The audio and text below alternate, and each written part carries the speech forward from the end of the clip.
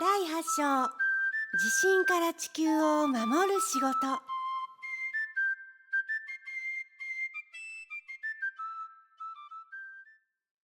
エレベーターを降りた後、到着した時に通ったのとは別の廊下を通り抜けるとドアが開いて、そこにキャプテンの巨大な円盤が現れた。いくつもの並んだ窓があり、その窓ガラスを通して中に数人の人影が見えた。凄まじいまでに大きな飛行物体を見上げ、ウィンカも僕もため息をつきながら歩いた。円盤は大きな3本の足に支えられていて、入り口はその腹部にあった。階段のところまで来ると、キャプテンが階段に足を乗せた。するとそれはエレベーターのようにゆっくりと動き始めた。全員が乗り終えると、かなりのスピードで上昇したが、UFO の内部に着く寸前に、再びゆったりとしたスピードに戻った。円盤の中に入り終えたところで、キャプテンは僕たちに言った。ここで地球の地質保護の仕事を指揮しています。別の円盤にはまた別のキャプテンがいて、違った使命に携わっています。サロンに入ると、そこには何人ものいろいろな外観をした人たちが働いていた。僕たちの方を見て微笑みはするのだけど、口に出しては誰も何も言わなかった。これだけの人がいて、ほとんど無言でいるということにとても興味を惹かれた。アミは僕の疑問をキャッチしていて、僕たちがエレベーターに乗るとこう言った。頭というのはちょうどおしゃべり好きのオウムのようなもので、ほんの一瞬たりとも沈黙できないんだ。意味のあることをめったに言うわけじゃないくせに、絶えず話し続けることを促す。ここにいる人たちは現実をもっとずっと正確に知覚しているんだ。それほど頭は使わずに、もっと上の別の機能を使っているんだ。その上我々は皆テレパシーが発達しているしね。でもアミ、そうは言っても君は少しも彼らのようじゃないよ。と僕は言った。何が言いたいのかな、ペロリート。君は僕たちと同じようによくしゃべるし、その上よく笑うし。でも彼らはずっと物静かだよ。アミはそれを聞いて迷惑があるどころか、反対にキャプテンの笑いを誘うほどの大笑いをした。だって僕は君たちのレベルに合わせなければならないからね。それに君たちのうちのどっちがテレパシーで話せるって言うんだい？それからもう何度も言ってるように、僕の進歩度は君たちと似通っている。さらに言えば、僕は遊び好きの世界から来ている。僕たちは言ってみれば、いたずら好きのワンパ小僧みたいなもんだよ。でも決して人を傷つけるようないたずらはしない。それどころかその正反対だけどね。じゃあどうしてアミが私たちに教えているの？もっとずっと進歩している人じゃなくて。ビンカがやや幻滅したような声で質問した。アミは再び笑った。キャプテンは何か手引き書のようなものを見ていて、僕たちの会話にはあまり気を止めていなかったが、唇にはわずかな微笑が感じられた。じゃあ、例えば司令官の上の兄弟のような人とか？とアミがビンカとのやりとりを楽しむように言うと、ビンカは目を輝かせた。そう、どうしてそれじゃダメなの？キャプテンは今度は手引き書から目を離し、軽い驚きの表情を交えた笑顔でビンカを見た。アミはまたも大笑いをして、それがやっと収まるとこう言った。ビンカ、でもその教えを受けるのに値する人といったら、司令官のような高い内的水準に達していなければならないよ。そう、わかるわ。でもどうして私たちの指導者が司令官のような素晴らしい人じゃダメなの？それじゃあ聞くけどね。君たち彼の前で窮屈じゃなかったかい？僕に対するように自分の感情を素直に表に表せた？そして僕が言うのと同じようにちゃんと彼の言ったことを理解できた？ビンカはいかにも自信たっぷりという様子で言った。私とてもよく理解できたわ。何か彼のそばにいるとまるで別の世界にいるようで。じゃあ司令官は何を言ってた？アミはややいたずらっぽい視線になって聞いた。いい子でいるようにって。天国に行けるように。アミは笑って僕に聞いた。そう言った、ペドリート。そして世界の終わりが来るけど、いい子でいれば彼が救ってくれるって。キャプテンは手引き書から目を離して、優しく僕たちの頭を撫でた。アミは続けて、いつもこういうことになるんだ。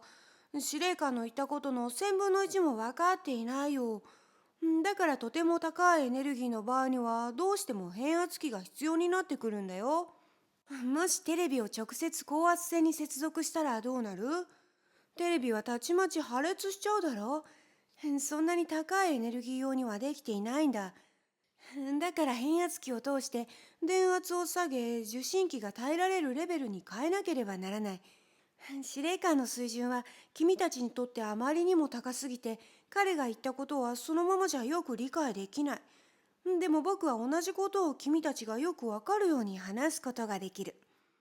君たちはここで見たり体験したすべてのことをまた一冊の本に書かなければならない。なのに君たちは司令官の言ったことをよくわかっていないし、完全に覚えてもいない。だから本を書くときには僕たちが君たちにテレパシーを送って記憶力を活発にするようにしてあげるんだよ。ここが操縦室です。エレベーターの扉が開くと同時にキャプテンが言った。スクリーンやさまざまな装置、配電盤などが所狭しと並んだとても大きな部屋に入った。多分いろいろな星から来ているんだろう。容姿の異なった人々がたくさん働いていた。ちらりと見ることはあっても、誰も僕たちを少したりとも気に留めていない様子だった。外部世界からのどんな訪問客も別に珍しいことではないようだった。キャプテンの指令で円盤は振動を始め、数メートル浮上するとそのままゆっくりと横の方へ移動した。それから母船の床に開いた穴を下って水の中に出た。母船から数キロメートル離れたところでびっくりするようなものが目に飛び込んできた。黒い大きな割れ目が海底にぽっかりと口を開けて僕たちを待っていたんだ。間髪を入れずに円盤はその真っ暗な闇の中に向かって滑り込んでいった。端から端まで一つの山がすっぽり入ってしまいそうな大きさだった。不気味に突き出た黒い岩盤。円盤はその中をどんどん進んでいった。ずっと奥の方に行くと、その巨大な割れ目は何かで削り取られたような、ほとんど磨かれたような完全に丸いトンネルに変わっていた。穴はとても大きくて、巨大な円盤も楽々と入ってしまう。まるで土木技師が作ったようだった。その通りだよ、ペドリート。このトンネルは我々のエンジニアが作ったものだ。大陸プレートのぶつかり合う危険性の高い地点に向かって作られているんだ。何その大陸なんとかって。トビンカが聞いた。大陸プレートだよ。大陸っていうのはちょうど岩でできたイカダの上に乗っかっているようなものなんだ。それを大陸プレートって言うんだ。それはゆっくりとお互いに押し合うんだよ。ちょうど今ここで起きているように、時には大陸同士がぶつかる方向に動いたりしてね。もうすぐその蓄積されたエネルギーによってプレートの一部が破壊される。それによって引き起こされる振動が地球の表面に地震となって現れるんだ。彼らは今ここでその振動を小さくするための作業をしているんだ。すると今、僕たちは震源地にいるんだ。地球の奥深く何十キロも続く分厚い岩盤に囲まれた中、大地震のど真ん中にいるんだ。そう考えたら恐ろしさでいっぱいになった。恐怖で血の気が引き、うろたえてる僕を見てアミは思わず微笑んだ。ペドリート、この円盤がどのくらいの衝撃に耐えられるか全く想像もつかないだろう。しばらくトンネルを進むと、度肝を抜かれるような光景が眼前に広がっていた。僕たちは想像を絶する巨大スケールのドームの中にいた。円盤がおよそ50ぐらい、強烈な光を放ちながらその空洞の中に停止していた。驚きのあまり、ビンカも僕も口が開いたままになっていた。プレートの衝突点の岩盤に光線を当てて砕き、粉にすることによって緊張を少しずつ弱めているんです。それでも地上には地震となって現れるけど、震度はずっと小さくなるんです。とキャプテンが説明してくれた。僕たちの乗った円盤は途中いくつもの円盤の間を縫ってドームのある特定の地点に停止した。他の円盤はみんなキャプテンの円盤よりはるかに小さかった。卵のような頭をしたオペレーター。別にからかってるわけじゃないけど、その男の人はとても白い肌をしていて、てっぺんの尖った楕円形の頭には髪の毛が一本もなかった。の合図でキャプテンは指令と思われるものを出した。その瞬間、すべての円盤から眩しい緑色の光線が上の方へ向かって一斉に発せられた。同時に激しい振動が床に伝わってきた。このスクリーンを見てごらん。アミはたくさんのスクリーンが並んだパネルを指さした。大勢の人たちがそれを見ていた。そこには都市や町や村や人里離れた場所の景色が映っていた。またいくつかの家とその内部で眠っている人たちの姿が映った。この人たちはこの計画に選ばれているので保護してあげなければならないんだ。でも彼らはそれを知ってるの？もし知っていたとしたら、とっくに外に飛び出してるよ。我々が危険を知らせてあげているはずだからね。でもこの計画に選ばれていることは、今のところ全く知らないでいる。揺れが近づいてきたよ。怖がらずに見ていてごらん。緑色の光線が黄色に変わり、やがて目のくらむ白い光に変わった。その瞬間、地下の数百万トンもの岩盤がぶつかったような、それこそ耳の鼓膜が破れそうなほどものすごい音がした。スクリーンには地震のありさまが映し出されていた。倒れた電柱、大きく枝をゆすっている木々、家から外へ飛び出した人々。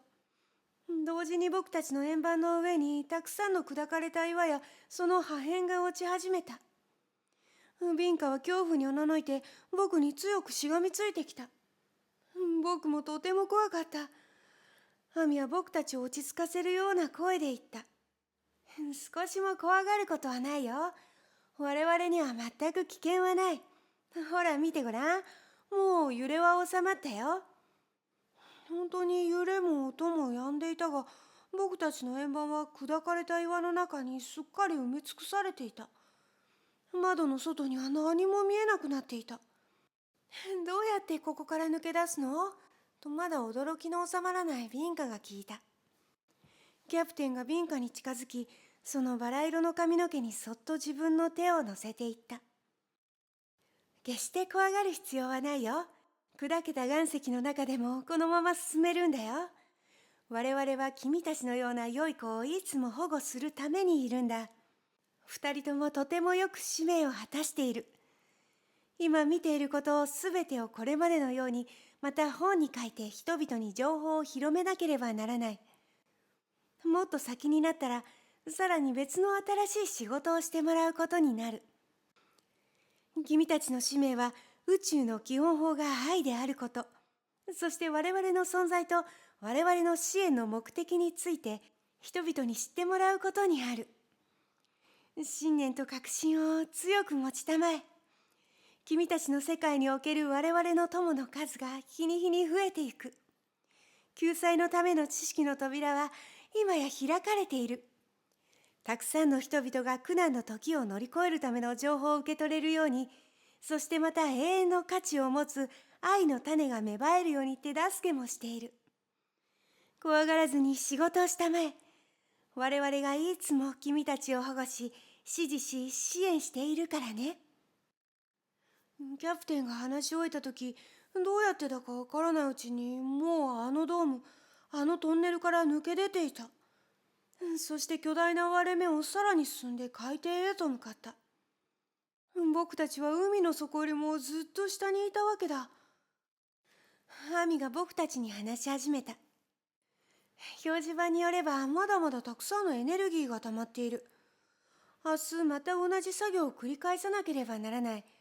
もし自然のままに一度に全部のエネルギーが放出されたらとんでもない大震災になりかねない。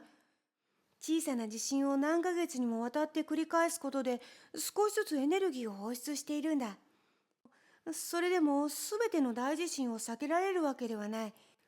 大都市のような人口密集地帯では小さな地震を起こしながら、最も人口が少なくなる時間帯に大地震が起きるように調整することで、少しでもその被害を小さくするようにしているんだ。